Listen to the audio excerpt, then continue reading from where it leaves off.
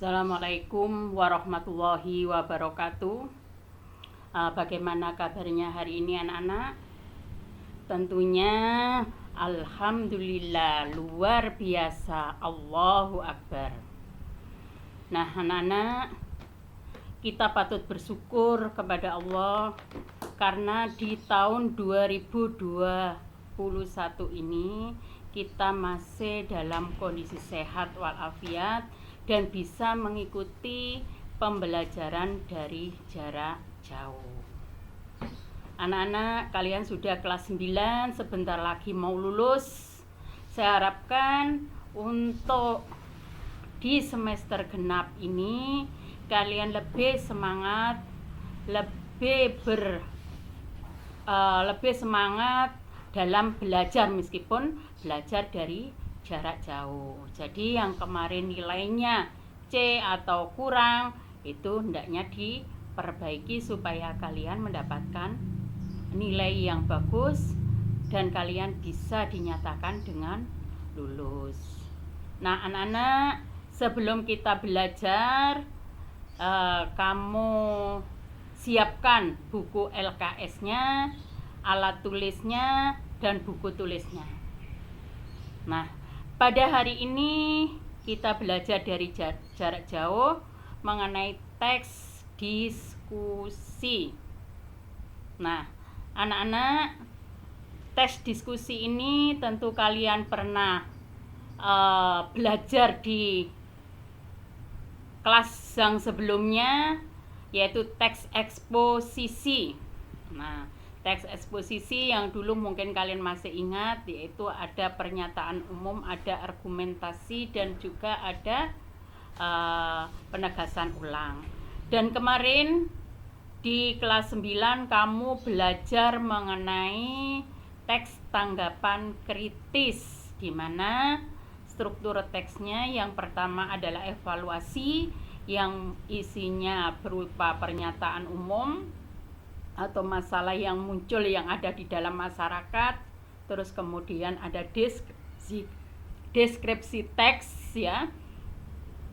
Ada deskripsi teks, yaitu ada penilaian baik atau penilaian jelek, atau mungkin juga di sini ada argumen mendukung dengan disertai alasan dan bukti. Kemudian di lainnya juga ada argumen tidak setuju atau menolak disertai alasan dan bukti. Nah, pada pelajaran yang lalu, yang terakhir yaitu ada penegasan ulang, ya, yang terakhir. Nah, anak-anak, di sini kita nanti akan belajar teks diskusi dengan kompetensi dasar mengidentifikasi informasi teks diskusi berupa pendapat pro dan kontra dari permasalahan aktual yang dibaca dan didengar.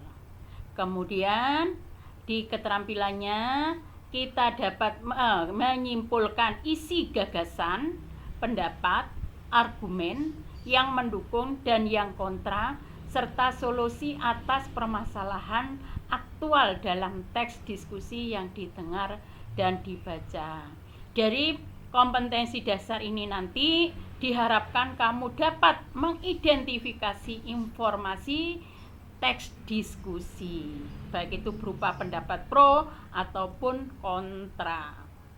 Kemudian yang kedua, kalian dapat menyimpulkan isi gagasan, pendapat, argumen, baik yang mendukung atau yang kontra. Nah, selanjutnya pengertian teks diskusi. Nah, pengertian teks diskusi secara umum tentu kalian sudah tahu anak-anak, ya, yaitu bertukar pikiran untuk memecahkan suatu masalah.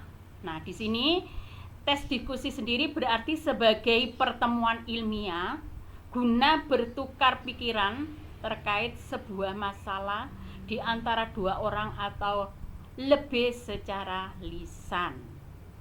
Nah, sementara pengertian dari teks diskusi yaitu tulisan yang menerangkan suatu masalah atau isu yang dilengkapi dengan adanya argumen baik yang mendukung ataupun menentang isu tersebut, dan kemudian diakhiri dengan adanya rekomendasi atau simpulan dari penulis. Nah, ini tes diskusi merupakan suatu cara sehat dalam menyelesaikan suatu permasalahan yang memicu adanya perbedaan pendapat. Nah, jadi bertukar pikiran untuk menyelesaikan suatu permasalahan ya secara bersama. Tuh. Nah, fungsi dan tujuan tes diskusi yang pertama, fungsi sosialnya tes diskusi yakni untuk dimanfaatkan sebagai alat melihat suatu permasalahan dari berbagai perspektif sebelum pada akhirnya membuat rekomendasi atau keputusan. Nah, tujuannya ini untuk mencari kesepakatan dari suatu pendapat. Nah, maksudnya di sini tujuan daripada teks diskusi ini atau tujuan daripada diskusi itu tentu kalian sudah tahu ya, bukan untuk menang atau kalah, tapi untuk mencari ya solusi atau kesepakatan dari suatu pendapat ya.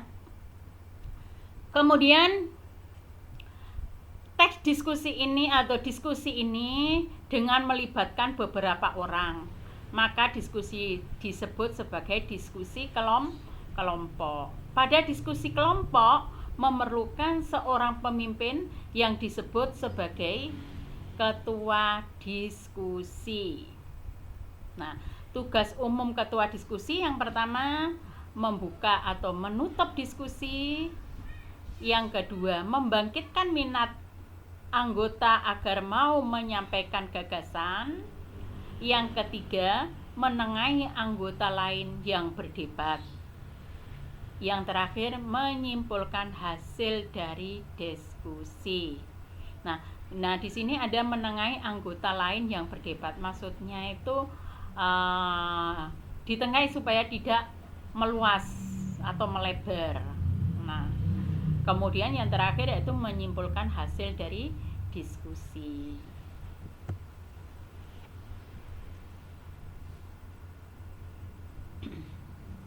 Struktur teks diskusi yang pertama adalah isu. Nah, isu berisi masalah yang akan didiskusikan secara bersama-sama. Kemudian yang kedua, argumen. Terdapat dua argumen, yaitu argumen mendukung dan argumen menolak. Nah, dari isu tersebut, isu yang menyebar yang permasalahan yang ada dalam masyarakat itu jelas sekali ada yang mendukung, ada yang menolak. Nah, untuk yang menolak atau yang mendukung yaitu dalam permasalahan ini menyampaikan masalah penulis ini dapat menyampaikan pendapat dari sudut pandang yang mendukung. Nah, karena mendukung yaitu harus ada alasan-alasan dan bukti yang menguatkan pendapat tersebut. Begitu juga dengan argumen menolak. Nah, berisi argumen atau alasan yang menentang. Argumen yang mendukung menentang argumen yang mendukung maksudnya. Pada tahap ini penulis memaparkan pendapat disertai alasan dan bukti dari sudut pandang yang kontra atau yang menolak. Nah, ini ya. Jadi kalau menolak itu ya kalian harus bisa menyampaikan pendapat kalian ya dengan disertai alasan dan bukti yang menolak, yang menguatkan pendapat kamu. Kemudian yang terakhir adalah kesimpulan, yaitu hasil akhir yang berisi kesimpulan dan rekomendasi tentang suatu isu yang dibahas, berisi jalan tengah antara pendapat pro dan kontra. Nah, di sini. Jadi, dari pendapat pro dan kontra itu kita simpulkan. Nah, selanjutnya jenis-jenis diskusi. Yang pertama adalah seminar. Nah, seminar itu adalah sebuah pertemuan khusus yang memiliki teknis dan akademis yang tujuannya untuk melakukan studi menyeluruh tentang suatu topik tertentu dengan pemecahan suatu permasalahan yang memerlukan interaksi di antara para peserta seminar yang dibantu oleh seorang guru besar ataupun cendekiawan. Jadi maksudnya di sini ya, ini ada guru besar yang menyajikan atau cendekiawan para ahli sesuai dengan kompetensinya. Jadi apa yang telah diseminarkan di situ. Jadi ada pembantu, biasanya itu dilaksanakan di perguruan tinggi, ya. Kemudian yang kedua, sarasean, sebuah pertemuan yang dilaksanakan untuk mendengarkan pendapat seseorang yang ahli di dalam bidang tertentu, di mana kegiatan ini akan dilaksanakan dengan cara mengundang atau menghadirkan sekelompok undangan tertentu. Kemudian simposium, serangkaian pidato pendek yang dilakukan oleh seseorang di depan para peserta atau pengunjung yang datang. Contoh umum, simposium nasional akuntansi. Kemudian ada diskusi panel, yaitu merupakan forum pertukaran pikiran yang dilakukan oleh sekelompok orang di hadapan sekelompok hadirin mengenai suatu masalah tertentu yang telah dipersiapkan. Nah, diskusi panel adalah sekelompok individu yang membahas topik tentang kelebihan pada masyarakat atau pendengar diskusi. Kongres, pertemuan besar wakil organisasi, politik, sosial, profesi untuk mendiskusikan dan mengambil keputusan. Nah, ini mungkin kalian sudah sering mendengar, yaitu muktamar. Kita sering juga menghadiri dan mengikuti baik sebagai penggembira. Ya, muktamar adalah sebuah pertemuan atau permusyawaratan tertinggi yang diadakan oleh pimpinan pusat dalam sebuah organisasi, di mana pertemuan ini akan dihadiri oleh para wakil organisasi tersebut untuk mengambil keputusan mengenai suatu permasalahan yang sedang dihadapi bersama di dalam organisasi tersebut. Yang terakhir adalah lokakarya, sebuah acara dan pertemuan yang dilakukan oleh para ahli di bidang tertentu yang bertujuan untuk membahas suatu masalah yang terkait dengan keahlian mereka, sekaligus untuk mencari solusi bagi permasalahan tersebut. Dan semuanya ini juga membutuhkan orang lebih dari 2 orang.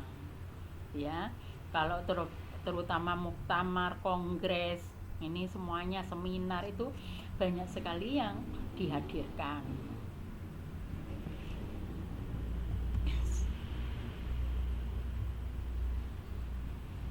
Selanjutnya, menyimpulkan isi teks diskusi. Yang pertama yaitu teks diskusi menyimpulkan ini salah satu kegiatan penting yang kamu lakukan ketika membaca teks diskusi adalah menyimpulkan isinya. Selain menambah wawasan pengetahuan, menyimpulkan isi teks diskusi akan menumbuhkan sikap menghargai pendapat orang lain. Nah, untuk menyimpulkan isi teks diskusi yang baik, perlu mempertimbangkan gagasan utama dan gagasan pendukung kedua belah pihak. Hal ini dimaksudkan agar pendapat dari kedua belah pihak, baik itu yang pro dan yang kontra, terangkum sebagai bagian dari jalan keluar terhadap masalah yang dibahas. Nah, anak-anak, tentu kalian seringkali menyimpulkan suatu bacaan.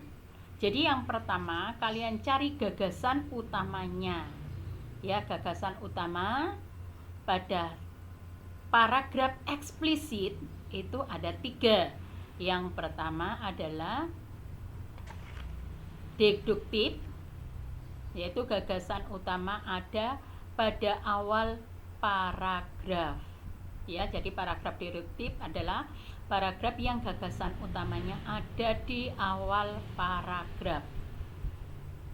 Kemudian induktif, yaitu gagasan utamanya ada di akhir paragraf, yaitu sebuah paragraf yang gagasan utamanya ada di akhir paragraf.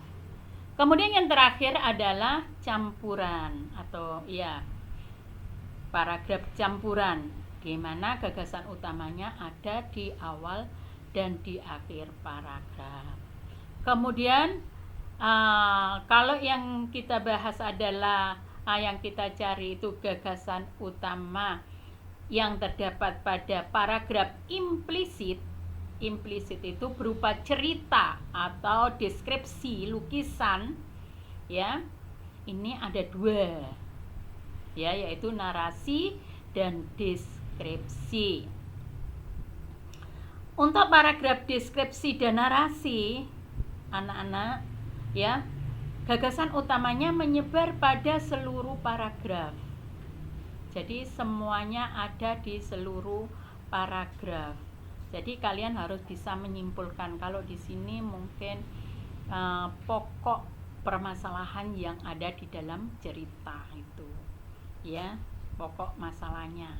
Jadi kamu harus bisa menyimpulkan, harus bisa mencari kata kuncinya untuk kedua paragraf tersebut, baik narasi maupun deskripsi. Paham ya, Nana? Nah, ini contoh teks diskusi. Coba kalian kita cari paragraf gagasan utamanya.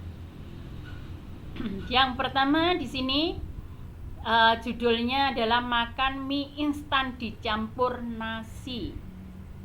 Nah, di sini sudah jelas sekali, ya. Jadi paragraf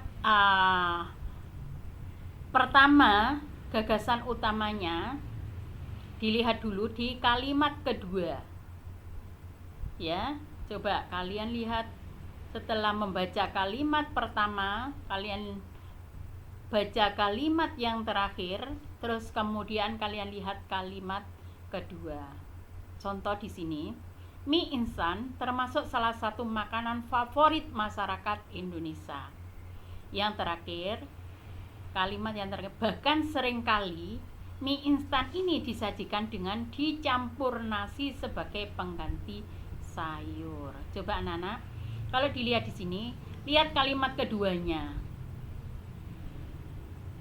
Mie cepat saji ini sudah dimasak terlebih dahulu dan dicampur dengan minyak. Coba, ini menjelaskan kalimat pertama ataukah kalimat yang terakhir? Nah, kalau kalimat kedua ini menjelaskan kalimat yang pertama, berarti gagasan utamanya ada di kalimat pertama, yaitu mie instan termasuk salah satu makanan favorit masyarakat Indonesia. Nah, ini termasuk adalah isu. Ya, isu di kalimat di paragraf pertama ini adalah termasuk isu atau pendahuluan ini, ya. Kemudian di kalimat kedua, secara medis mengkonsumsi mie instan yang dicampur dengan nasi dapat meningkatkan risiko diabetes.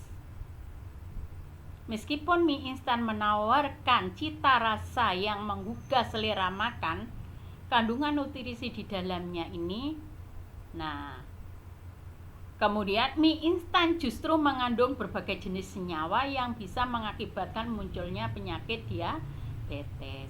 Jadi di sini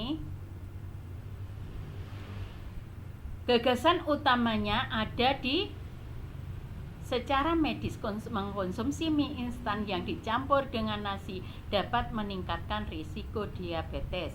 Meskipun mie instan menawarkan cita rasa yang menggugah selera makan selera makan, ini kan sudah jelas sekali bahwa gagasan utamanya adalah makan mie instan yang dicampur dengan nasi dapat meningkatkan risiko diabetes. Tetap ada di kalimat pertama. Perlu kalian ketahui anak-anak, untuk menentukan gagasan utama itu harus tidak semuanya ditulis ya. Tidak, dalam kalimat itu tidak semuanya ditulis. Kalian bisa mengambil inti daripada kalimat tersebut. Kemudian sekarang yang kalimat ketiga. Nah, coba tadi termasuk gagasan pokok paragraf kedua tadi, termasuk ini argumen yang menentang ya, yang kontra. Kemudian yang ketiga, mie instan juga mengandung lemak. Jenis senyawa tersebut akan meningkatkan tekanan darah dan meningkatkan risiko diabetes. Obesitas merupakan salah satu faktor pemicu munculnya diabetes. Meningkatnya kadar lemak dalam tubuh kita secara drastis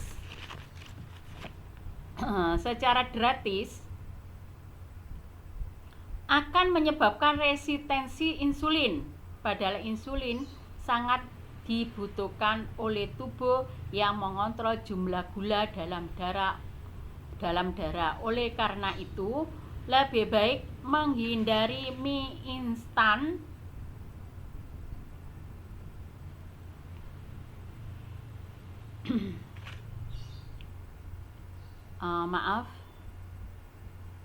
lebih baik menghindari mie instan yang dicampur dengan nasi daripada hanya mengikuti selera makan yang akan berdampak serius terhadap kesehatan tubuh.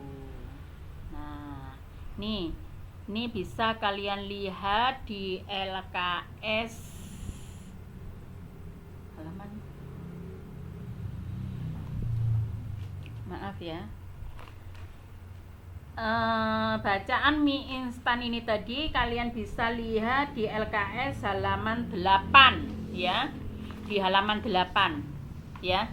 Nah, ini coba di paragraf ketiga ini ya, lebih baik oleh karena itu lebih baik menghindari mie instan yang dicampur dengan nasi daripada hanya mengikuti selera makan yang akan berdampak serius terhadap kesehatan tubuh. Nah, ini untuk mencari gagasan utama ini sudah jelas sekali karena di situ ada ciri ya. Oleh karena itu, berarti selanjutnya ini adalah gagasan utama ya.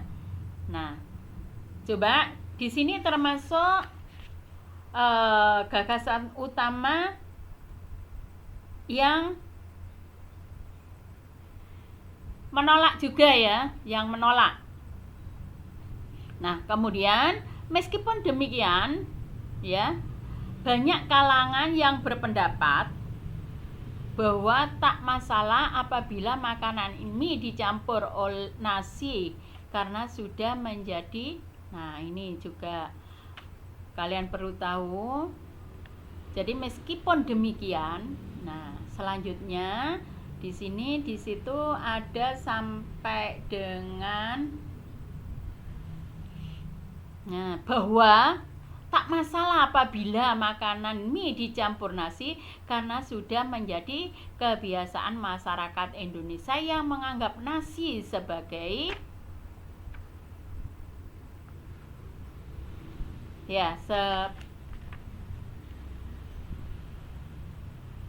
sebagai makanan pokok. Nah, di sini sebagai makanan pokok. Jadi, meskipun demikian, banyak kalangan yang berpendapat bahwa tak masalah apabila makanan mie dicampur nasi karena sudah menjadi kebiasaan masyarakat Indonesia yang menganggap nasi sebagai makanan pokok. Ya. Nih, selain praktis, mie instan ini sudah jelas menjelaskan di kalimat yang pertama. Ini adalah argumen yang pro. Tidak masalah kalau makan mie instan dengan nasi karena tidak terus menerus, hanya kadangkala saja sewaktu-waktu.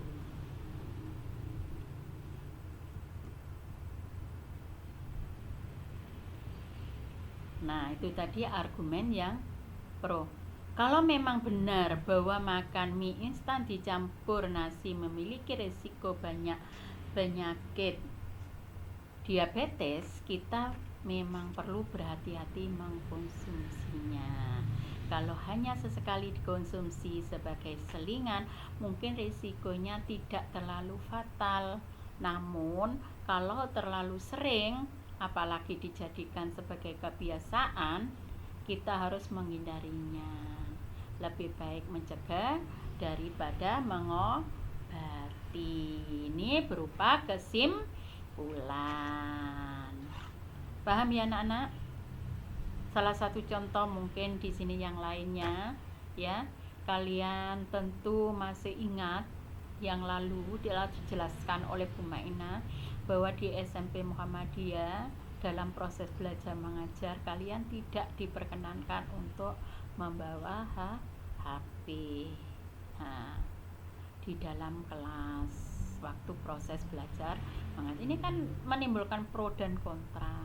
Dari pihak yang pro, misalkan orang tua kalian satu, nah yang pro tidak boleh ini bisa mengganggu konsentrasi belajar ya.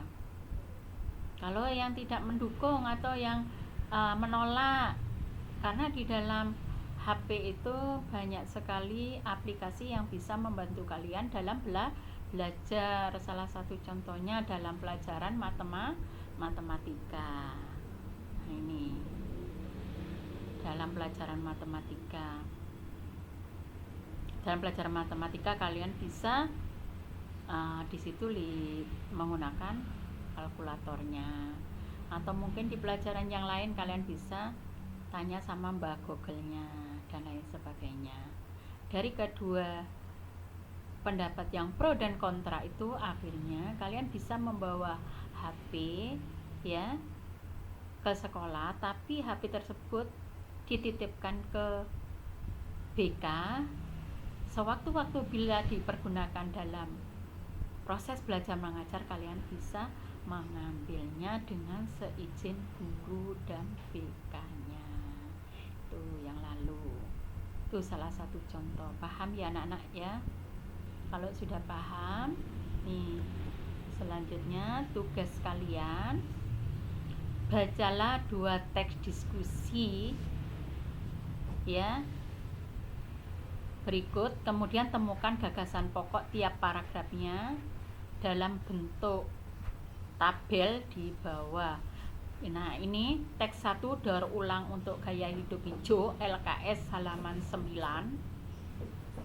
Teks 2, bolehkah siswa membawa telepon seluler ke sekolah LKS halaman 10. Kalian bisa mengerjakan di LKS tersebut, kemudian di foto, atau kalian bisa mengerjakan di buku, kemudian dikirim fotonya ya. Kemudian atau kalian langsung bisa mengerjakan untuk cari paragrafnya saja, ndak usah tabel. Kemudian berdasarkan gagasan pokok tiap paragraf, buatlah simpulan dari kedua teks diskusi tersebut. Paham ya anak-anak ya? Saya harap kalian mengerjakan tugasnya dan dikumpulkan. Tidak seberapa benar jawaban kalian, tapi yang penting kalian mengerjakan dengan serius ya. Saya cukupkan sekian saja. Selamat bertemu kembali di pelajaran selanjutnya. Assalamualaikum warahmatullahi wabarakatuh.